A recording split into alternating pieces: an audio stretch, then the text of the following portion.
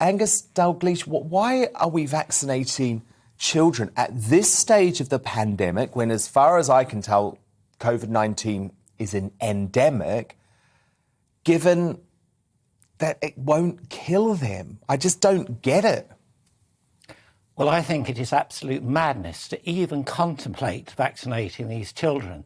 When you look at the death rate from the children up to now, there's about 3 in this age group, and they all had serious underlying conditions like leukemia.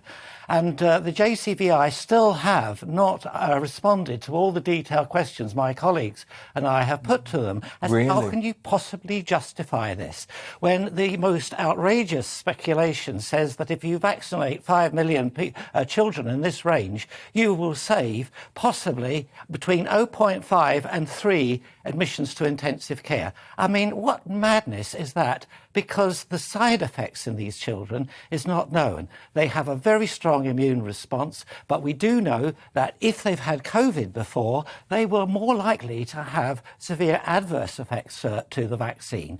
And 85% of this group are thought to have been infected and seen the virus before. So you're going to inflict them with something that will do them no good whatsoever, but is very likely to give them significant side effects. One of the immediate side effects, they're more likely to spend time off school than if they'd actually had the COVID in the first place, spreading it around. So I really do feel absolutely passionately it is madness, and I'd like to know what the justification is this, because we cannot get a clear message from any of the people who are forcing and pushing this ahead in the NHS. I can see no rationale for it at all. Dr. David Strain, do you see any rationale for this? So first thing is I agree entirely with everything you said about the very low mortality from Omicron or any variant of COVID in children. I think we are all agreed on that.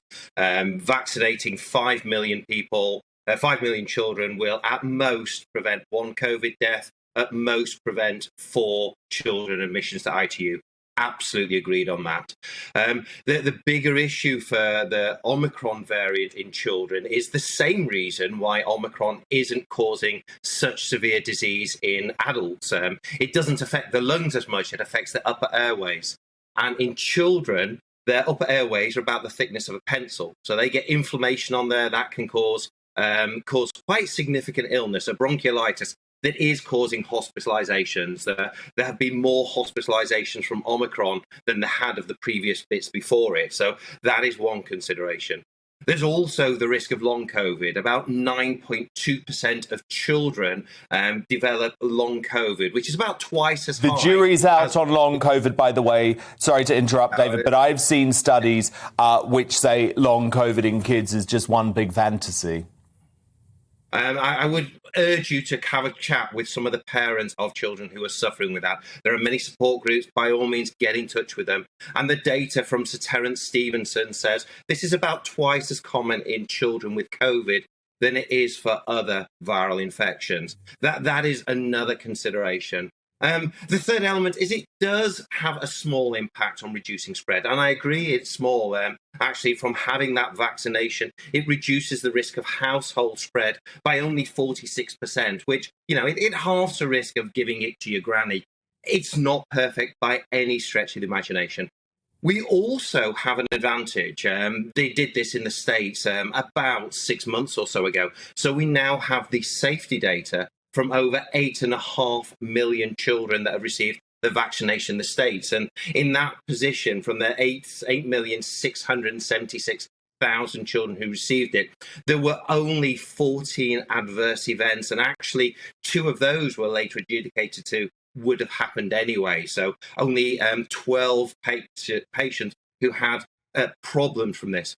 So compared to the risk of reducing hospitalizations, keeping children at school, remembering that the same thing that makes Omicron less of a problem to adults is making it more of a problem to children.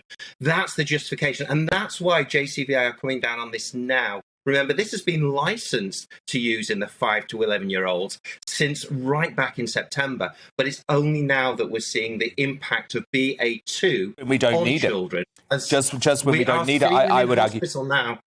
Well, not many. Not many.